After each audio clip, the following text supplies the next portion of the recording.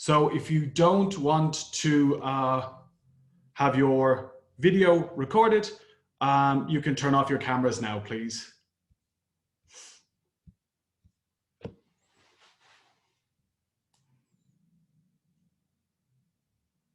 Okay, great. We've got just over 40 minutes to go through something very technical, so please accept my apologies that we're going to absolutely fly through this idea, but we're going to try and have a joint discussion about theory of change and also a little bit about how change happens. First, I really want to say thank you to the organizers for inviting me. I'm massively, massively honored.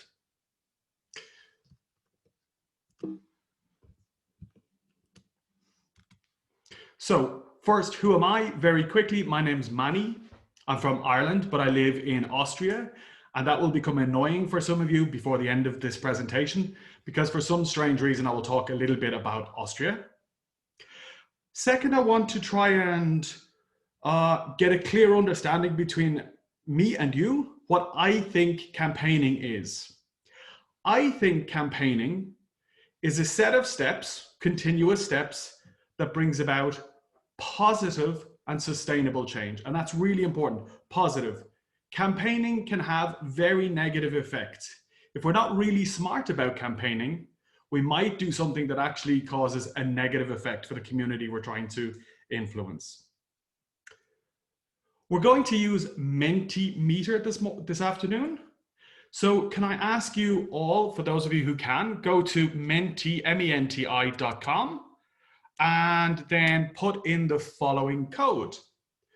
The code is on your screen, so it should be 20 46 10 0.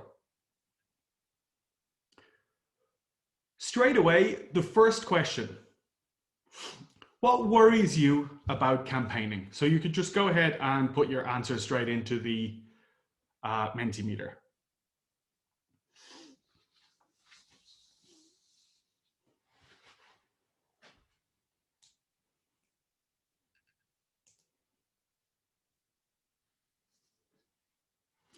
Yep. For the person who said not getting a response, no, where was the other one I really liked?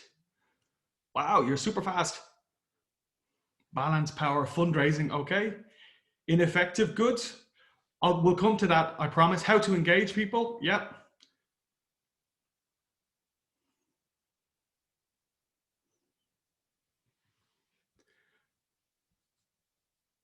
Wow, this is really cool.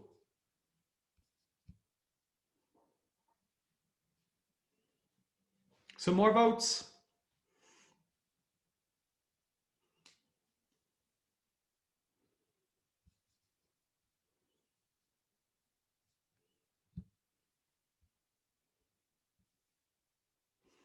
Okay, I'm going to pause it there.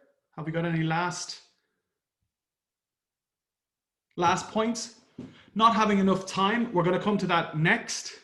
People not caring about it. I'm going to talk about that exactly next as well. Confidence. I might have a little trick here for you. Engaging different levels, power, and one of the most important parts of campaigning and advocacy. Lack of knowledge, you'll get there, I'm sure. Engaging enough people, and I'm going to talk about that straight away. So I'm going to start with engaging, if that's okay.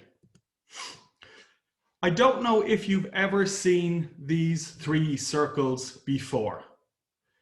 In the last 2 days, a couple of the speakers have spoken about burnout.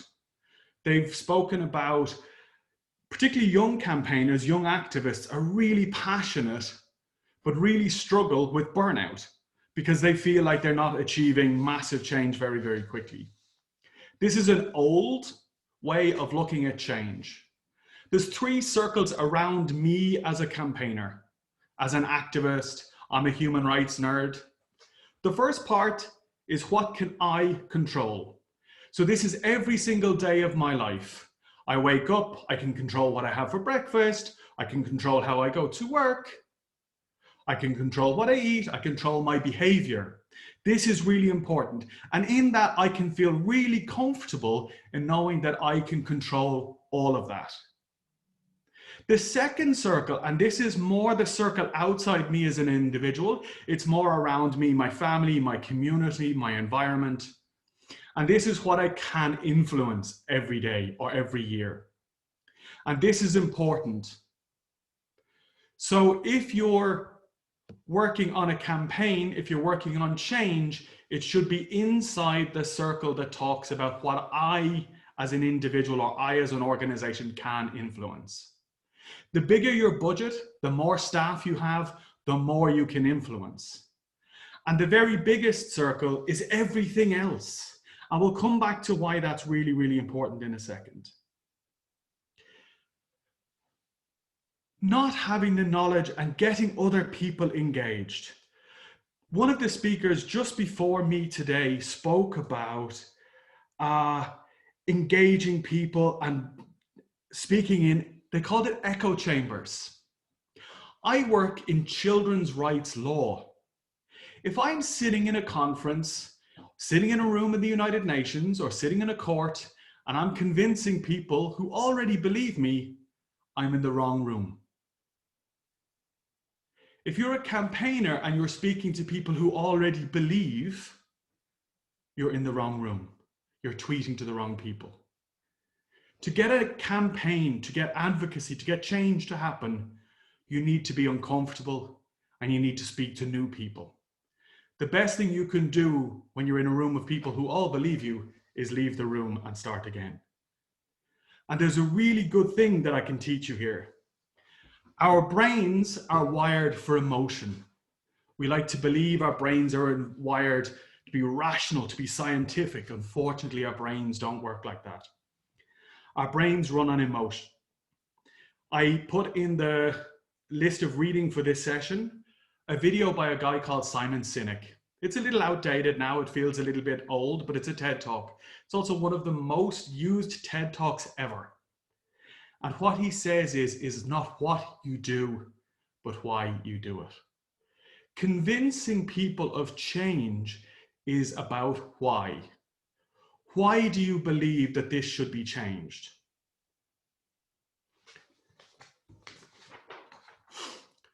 Well, what can I change? Which is within my sphere of influence or sphere of control. So we're going to go back to Mentimeter in the next question. Now you can vote. You as an individual, what can you as an individual change? Can you change the work of the United Nations? Can you change your own behavior? Can you change the behavior of all your friends? Can you change the behavior of all your friends in your family or just some of them? Can you change what a politician says in Parliament? Can you change how a company runs its business? Could you change how an NGO works on a campaign? Or could you change a local authority's behavior or actions? So it's pretty clear. One person, we all believe that we can change our own behavior for sure. Any more votes?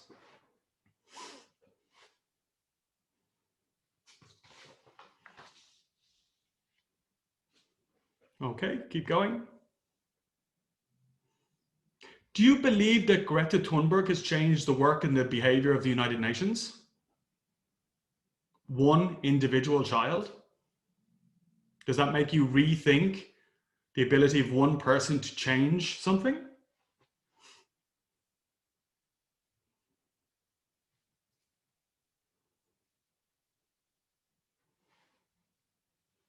Okay, great. Thank you all for voting. I think one person can change any of those things. It's all about being really specific. Really, really specific. In NGOs, in campaigning organizations, in groups of campaigners, we need to be really specific about what we can change. So if I go back to that circle, that second circle of influence, I need to be able to really clearly describe what I mean by change. So now we have a chance. Let's get a little bit technical, a little bit boring, but let's get a little bit smart. Before we start trying to change something in our circle of influence, we need to be able to write it down. And from my experience in campaigning, and I'm campaigning maybe 15, 20 years, maybe a little bit more, I have two rules for any person or any organization working on change. When you write down the thing you want to change, the first thing is, can you explain it to your grandmother? And I know that might sound funny or a bit strange, but it's actually from Einstein. If you can't explain it clearly to a 2-year-old, you don't understand the problem yourself. We'll come back to Einstein later. The second part is that you should be able to write a sentence down that's smart. We use this all the time in NGOs. Some program colleagues in NGOs absolutely hate this, but it is sort of the base of our business. When we decide what we're going to change, we need to write a statement that's so clear my grandmother can understand it. But then it also has these other characteristics that help me avoid burnout, that help me stay in the sphere of influence. So if I work for Amnesty International, I know I have a huge organization with millions and millions of dollars and lots of money. I can probably change a lot. But if I'm one campaigner with his iPhone, maybe I can change less. Let's see. So when I write my sentence, is it specific? Can I measure it? Can I measure what I want to do? Is it achievable? So saving all of the elephants in sub-Saharan Africa, is that achievable for one individual? It says relevant here. I would say realistic would be better word. And the last word here, and in some campaign worlds, some theories of schools of thought, we leave out the word time bound. So if you want to save all the elephants, would you say save all the elephants by 2025, or just say the statement, save all the elephants? I told you I was going to speak about Austria. This is a very beautiful part of Austria. I promise this will make sense in a second. Theory of change is a little bit like a map, moving from A to B across the Alps. This is one of the most beautiful skiing areas in Austria.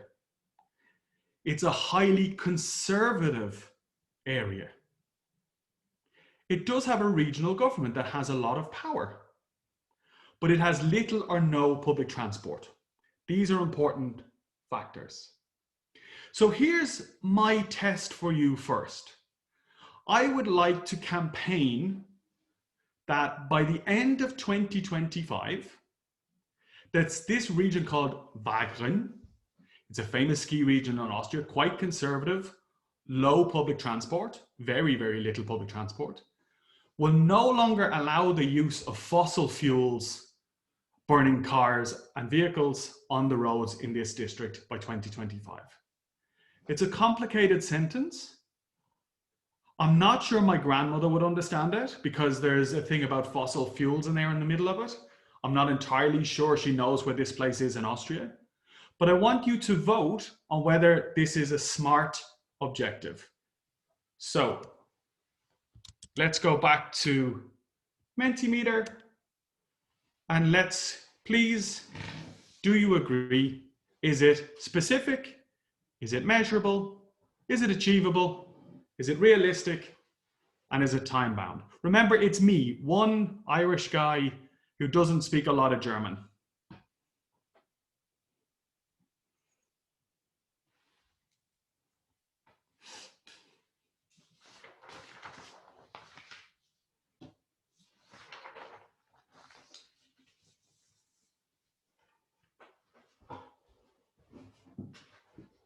Is it realistic?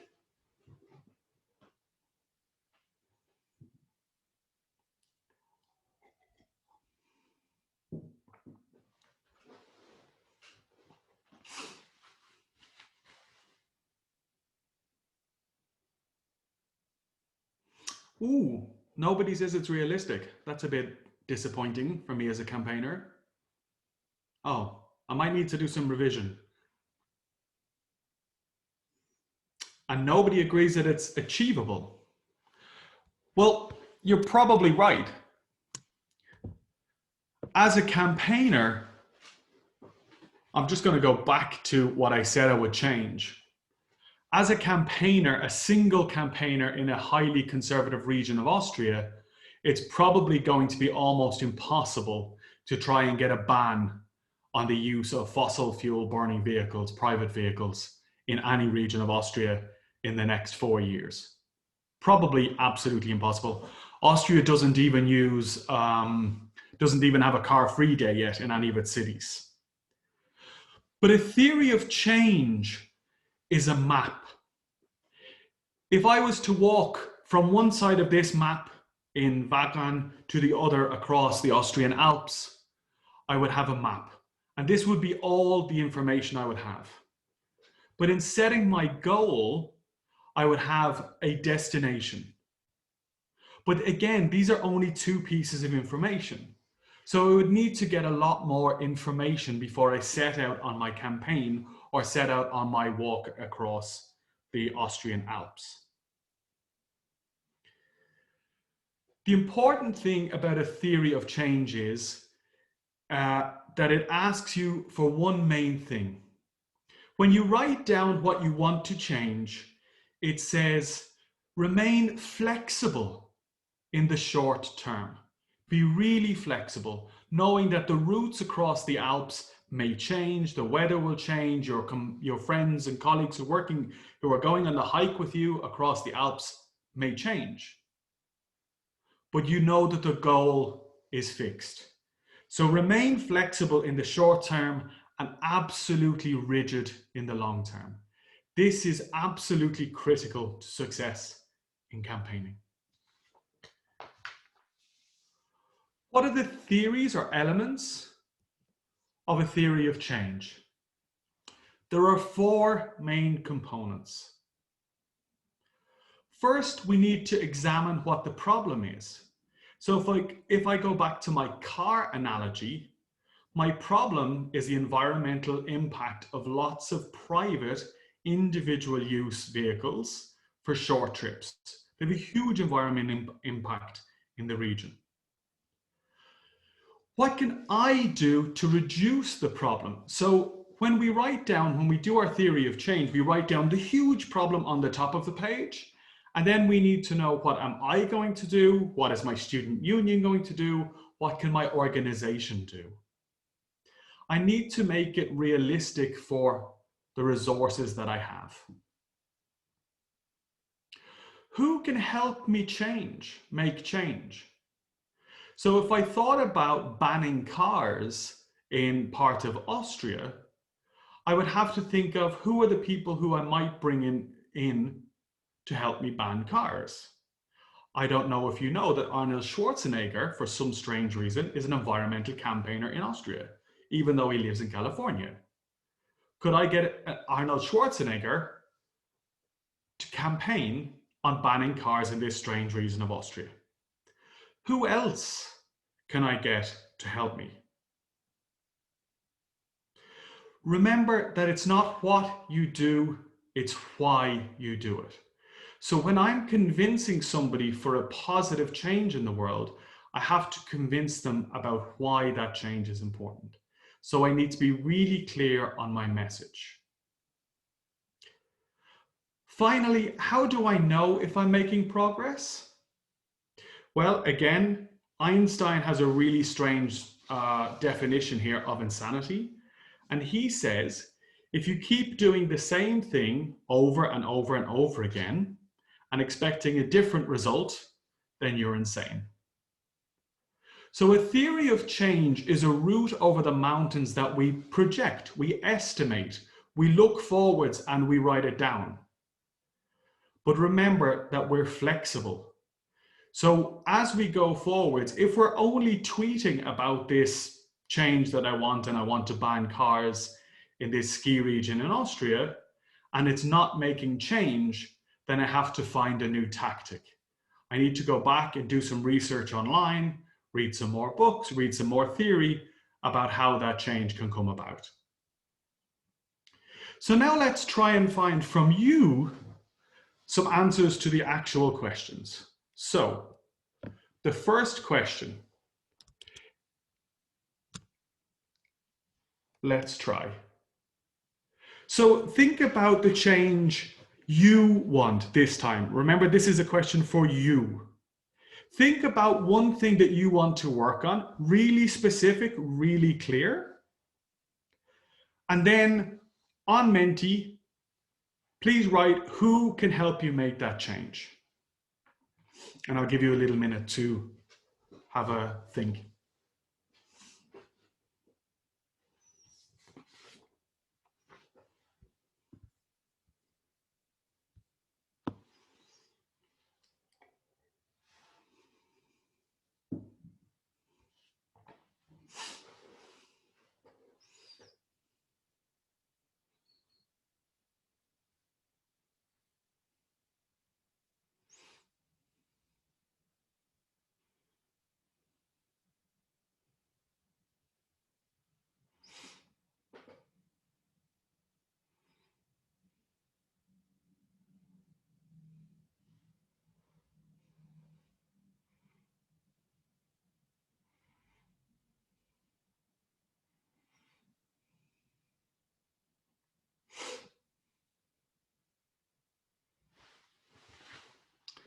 That's really, really great.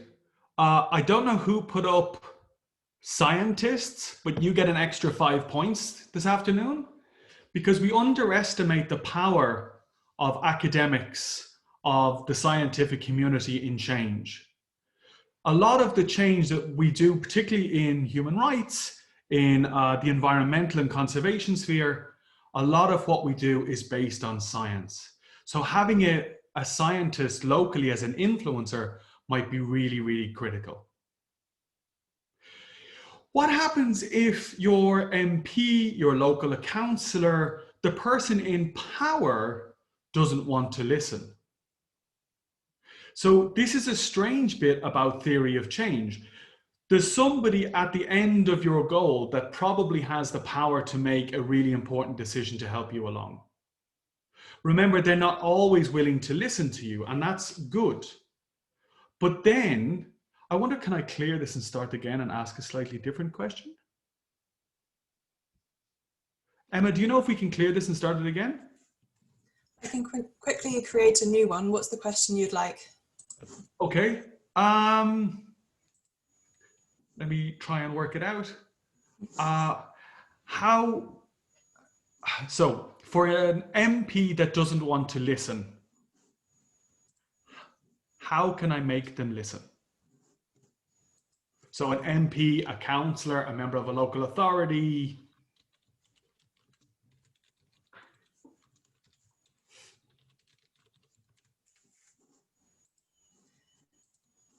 If you refresh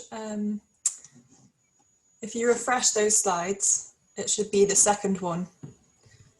It'll be number 2. I can try and reorder it.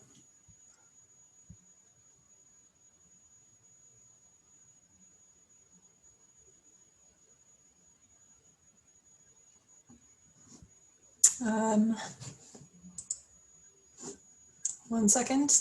Yep.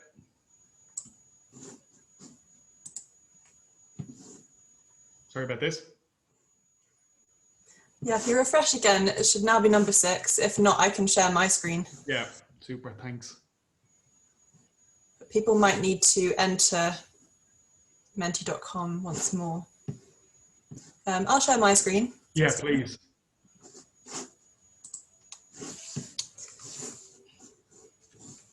Okay, one sec.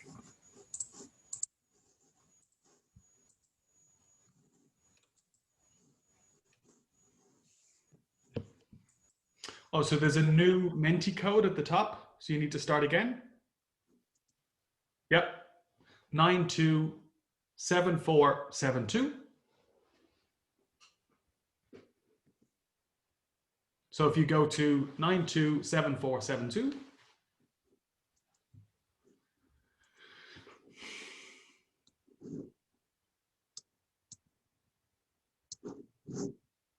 Sometimes it just takes a minute for the answers to flood in, but if anyone's struggling to access it, then just post in the chat. Looks like we've got a few coming in. Cool.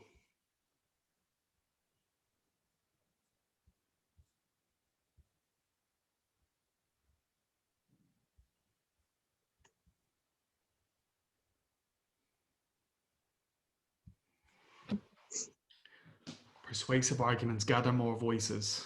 Public opinion, letters, pester them. Yes. Never, ever let up. Definitely keep pestering them.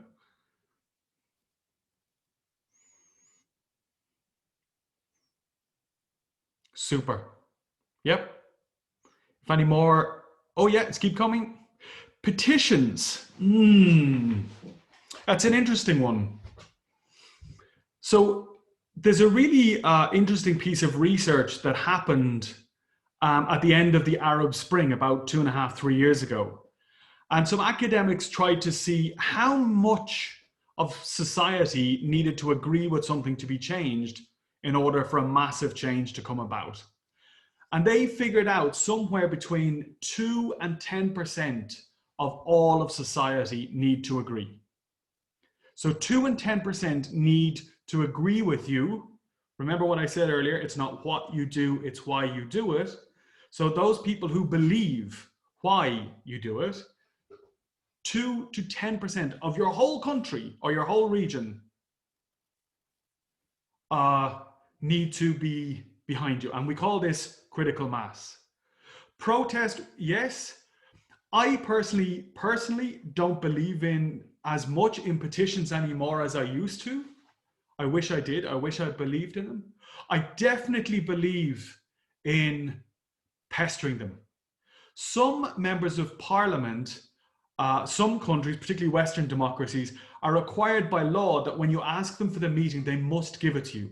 So you need to go and find those rules out in your country, in your democracy, in your region. There's some other things that you can do rather than directly going towards a politician, a member of a local authority. There's something else you can do. You can influence them from the side. So I'll go back to sharing my screen now.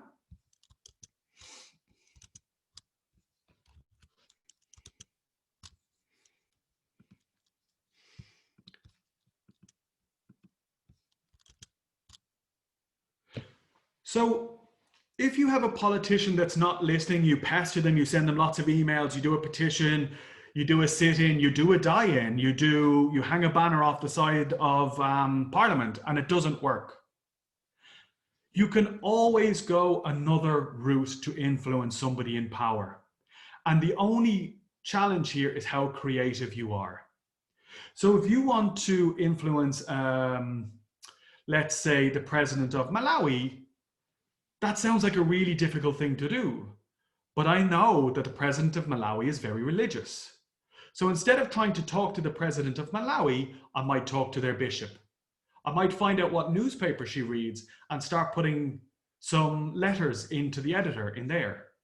I would find other ways of influencing the behavior. It might take longer, but I might get more supporters. I might get the whole church behind me. I might get the media behind me. So I need to be really creative about how I can influence those in power.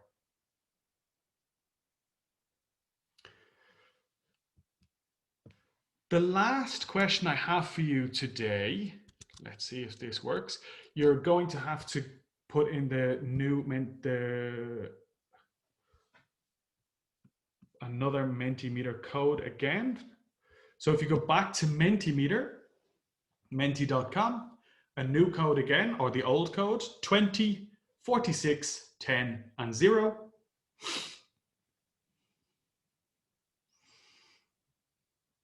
So you've already amazingly described who can give you, oh yes, perfect. What tools do I have? Social media, yes. The internet, yeah.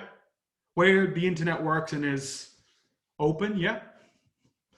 What other tools do I have today in my hand to affect change? Urgency, yes, definitely.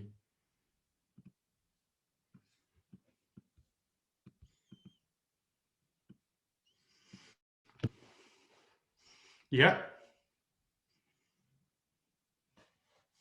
Myself, friends, each other. Yeah. Peers. Yeah.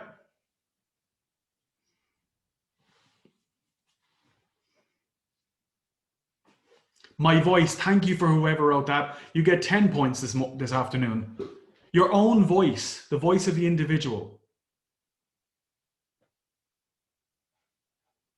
Access to research. Yeah. Connections, friends, social media. Social media appears a lot. Yeah. Democracy. One of the most, for those of you who are allowed to vote, who are 16 and over in some countries, being able to vote using your wallet as a voting tool. Your wallet is one of the weirdest and strangest voting tools we have. You can buy different things. You can change your whole behavior and the behavior of others by spending your money in a different way. But being able to vote and actively voting, encouraging your colleagues and friends to vote, is incredibly important. Huge social changes in places like Cambodia and the Philippines and Vietnam have happened through, for example, all the farmers being given the vote.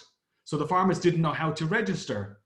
So somebody went around every farm in an area, gave everybody the paper to make sure that they could vote, and then those people voted. Think of how much power that community now has. Music and art, yeah, really, really important for change, trying to get particularly celebrities involved. Online presence and scientific background and writing skills. Anybody got any other crazy ideas or awesome ideas about what other tools do we have?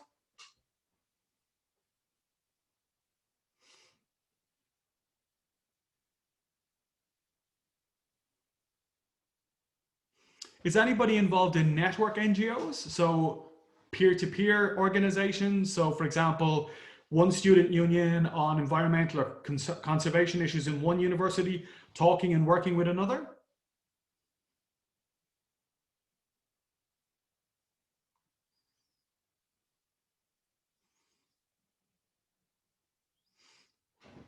Okay, keep voting.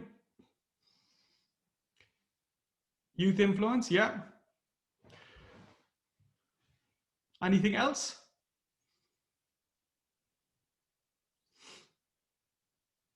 I think one of the ones that's important that I really want to stress is persistence. Continue to go, continue to do it by giving yourself a break, turning off your phone, turning off social media, giving yourself a rest, and coming back at it fresh and starting again. There's no question, even I, as an older campaigner, get burnt out. I need to take a break, sit back, think. There's an amazing guy in Oxfam who is one of the gurus of campaigning and social change. And he calls himself a beard stroker. Now, obviously, he's a man, which is his own problem. But he said one of the most important things in campaigning and social change isn't really the massaging of the beard, but it's the time to think. Change comes about through creativity. So if you're constantly tweeting and constantly talking to the same group of people, you're not going to bring about that change. So take a breath, stand back, turn off the phone for a day, walk away, come back to a fresh piece of paper. In my campaign work, I work with blank A3 pieces of paper. So quite nice, big, empty pieces of paper. When I come to a new problem, the first thing I do is I take out a pot of coffee, I open a brand new sheet of paper, and I say, okay, what are the elements to this problem? And then I begin on a white piece of paper to start my new theory of change. So, almost to the end, I think what I'd like now for the next couple of minutes is if you have any huge questions you'd like to ask on this very complicated area of advocacy and campaign theory. So you can put them in the chat. Emma, can they unmute their mics to ask a question directly? Or Yeah, I can enable that, yeah. Yeah. So if you want to unmute your mic, and if you've got a really cool and interesting question or a difficult problem that you're trying to figure out, Now is your chance.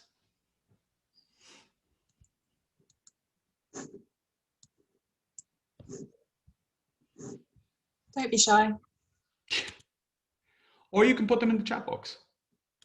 I think Chabby wants to say something. You've raised your hand, Chabby.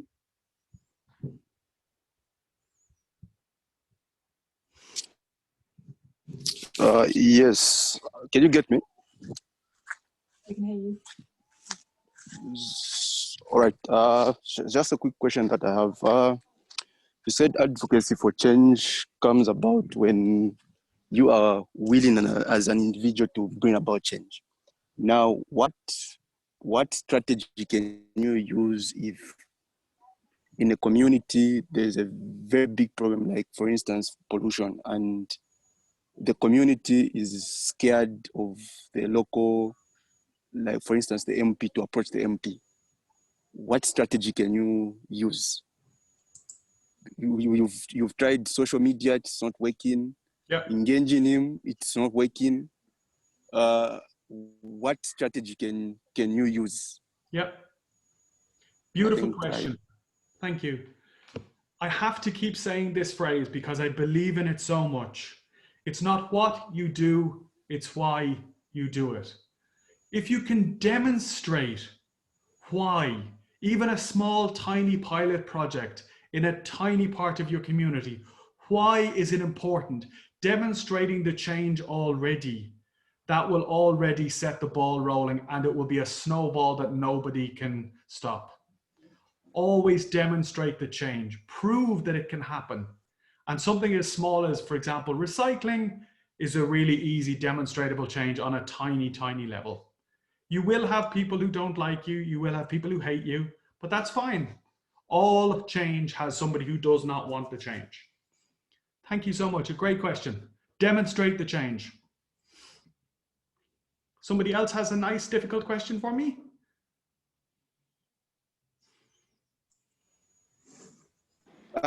Just a quick one. We've all read about, there's this advocate who was killed in Nigeria by the name of Ken Saro-Wiwa. Maybe probably you've heard him. Mm-hmm. Ken Saro-Wiwa, Yeah. from Nigeria in the 1980s, was protesting about how the Niger Delta was polluted by these shell oil companies, and at the end of it, I don't know the strategy that he missed or he used. At the end of it, he got killed. Yep. And advocacy for change again comes with change. To in some countries you can be killed. So what, again, I'm sure I'm asking the same question. Oh, we're just losing you there. What strategy again can you avoid? Can you type it for me in the chat box? Because I think your connection's a bit weak. I'm just going to answer really quickly Maddie's question about the foil lids on those cans. I absolutely agree. We have cold coffee in Austria with the plastic lids on them, which are really strange. How might it demonstrate this? Well, there's been a number of organizations in different parts of Europe that have demonstrated the scale of the waste that they produce. So I can't remember who did it, but on the lawn outside the House of Parliament in England, they gathered up all, for example, the lids of the San Pellegrino cans, and they just placed them across the lawn. So they just demonstrated the scale of the impact of something as small as a foil lid. And that would be a really cool way of showing change, of demonstrating the problem. Again, it's all about how creative you can be.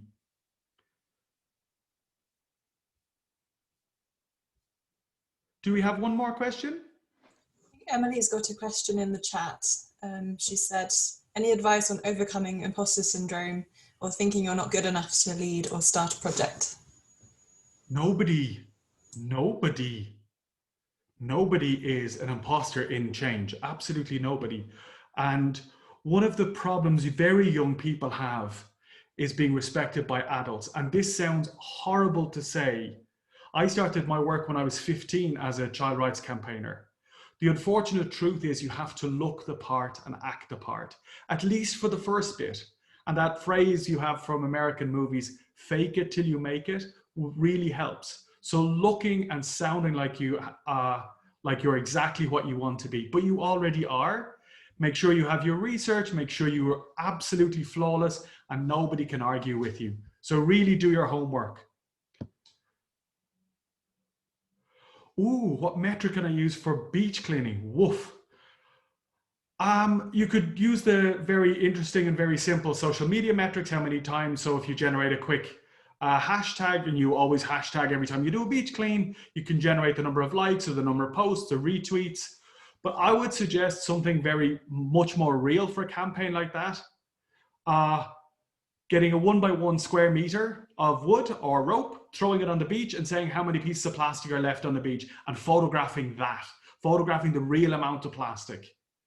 Is there any books you can recommend? They're on the best one is a guy called Chris Rose, How to Win Campaigns. It's on Amazon if you're okay to buy from Amazon. It's really one of the very best ones. If not, in the UK, NCVO, National Council for Voluntary Organisations, have written a number of books over the years on campaigning and how to win successful campaigns. They also have a huge resource website over there. We're out of time, or so, if I'm right. I'm looking at Emma to say, yes, we're out of time. No, I think we are out of time, I'm afraid. But if you do have any further questions for Manny, you can ask them via the discussion thread on the virtual platform, and Manny can get himself signed up if he's not already and answer you there.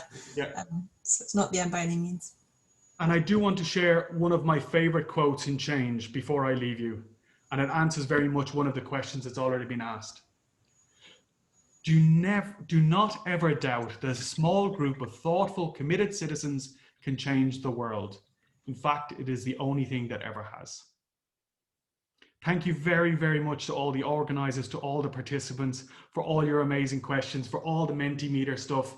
Thank you very much, and I wish you a successful end of the conference.